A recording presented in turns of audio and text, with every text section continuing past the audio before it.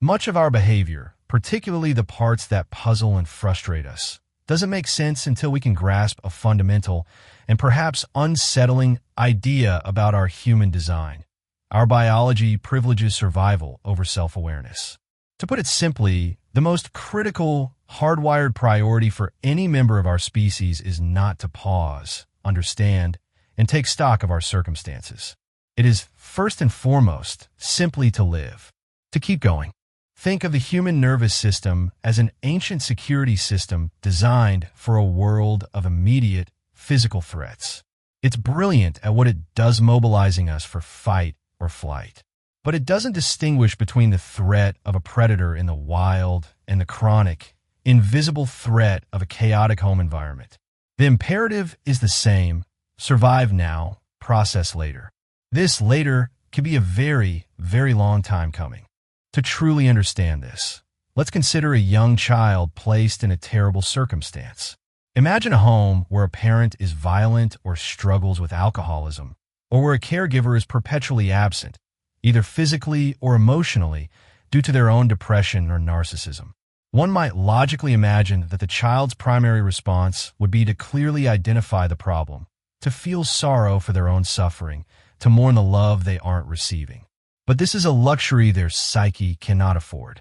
To acknowledge the full horror of their situation, that the very people they depend on for life are also the source of their pinies, an unbearable paradox. It would be psychologically annihilating. So, the child won't do that. As we've established, they must simply keep going. In order to do this, the child's brilliant, adaptive mind will call upon a range of innate survival techniques. These are not conscious choices. They're deeply ingrained scripts for enduring the unendurable. For example, the child may begin to think surprisingly well of their abusive parents. This is called idealization. They might construct a narrative where their parents are actually good, but misunderstood, and that their harsh actions are justified. Dad was just stressed from work, or Mom is just trying to make me stronger. Flowing directly from this is another powerful technique: self-blame. The child might assiduously blame themselves for the abuse or neglect, rather than sparing any pity for their own deprivations. It is, in a tragic way, a strategy to regain a sense of control. If they are the problem, then perhaps they can be the solution. If only I were quieter, they might think, then Dad wouldn't get angry. If I got better grades, Mom would be proud of me and not so sad. We must remember that for a 5-year-old, a sense of self-compassion can be a profoundly dangerous thing, an admission of helplessness in a world where no one would listen, even if they screamed. Alternatively, if introspection is too dangerous, the child will ward off despair through relentless activity.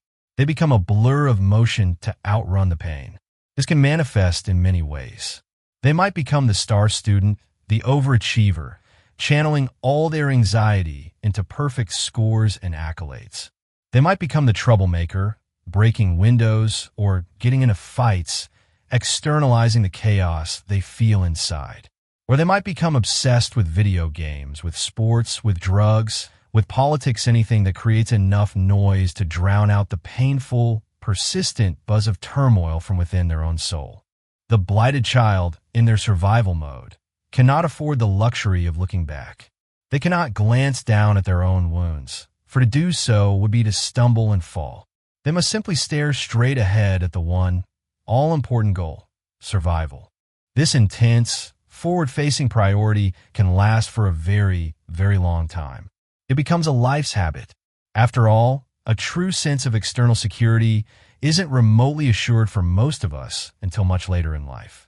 We spend our teens, 20s, and 30s in what could be called the Great Construction phase. We're frantically building the external scaffolding of a safe and acceptable life.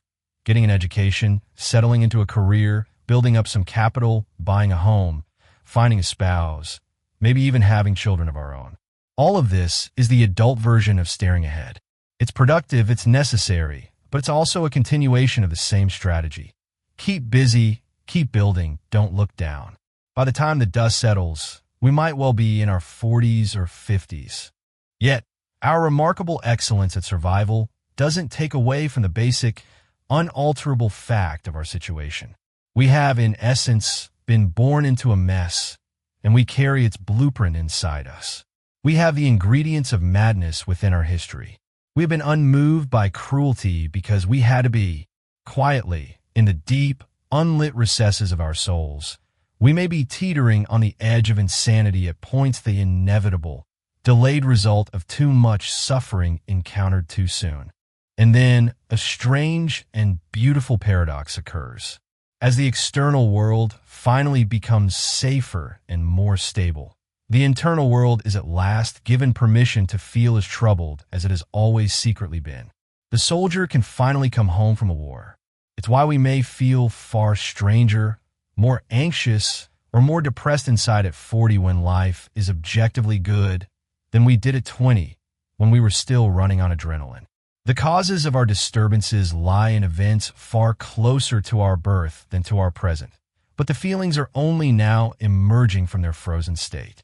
Eventually, the pent-up fear, the ungrieved sadness, and the latent anger are liable to find a way through the cracks in the fortress we've so carefully built.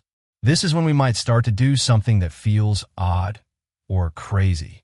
We might write long, impassioned letters to strangers, get into a minor but baffling car accident, sob uncontrollably in public over something small, or develop a sudden, consuming certainty that the government is following us. These are not signs of madness. They're coded messages from the past. The legacy of the unkindness of which we've been the recipients begins to emerge, demanding to be heard. With any luck, this breakdown is not the end, but the beginning of a breakthrough. It may lead us, finally, into a clinic or the quiet, safe consulting room of an experienced therapist. And it is here, in this sanctuary, that we have the chance to become archaeologists of our own lives.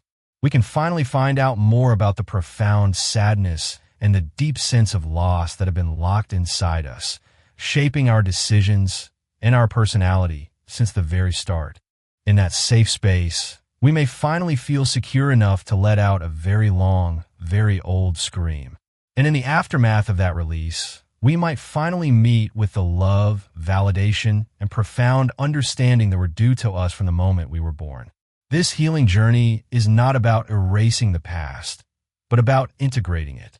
It's about understanding that our survival mechanisms, once our greatest protectors, can be gently thanked for their service and allowed to rest. We learn, slowly, to offer ourselves the compassion we were denied. We become the wise, gentle, and stable parent to our own inner child. The scars we carry do not disappear. Instead, they transform. They cease to be marks of shame or damage and become testaments to our incredible resilience and our profound capacity to heal. We emerge not broken, but more whole, with a newfound depth of empathy, a truer knowledge of ourselves, and an authentic freedom to live not as a survivor, but as a person who has survived and is now, finally, free to simply be. If this exploration of the human mind and the journey toward healing resonates with you, and if you believe in the power of understanding to transform our lives, we invite you to subscribe to our channel. Join our community as we continue to explore the complexities of our inner worlds and discover the paths that lead us back to ourselves. Together, we can learn to listen to the messages from our past and build a more compassionate future.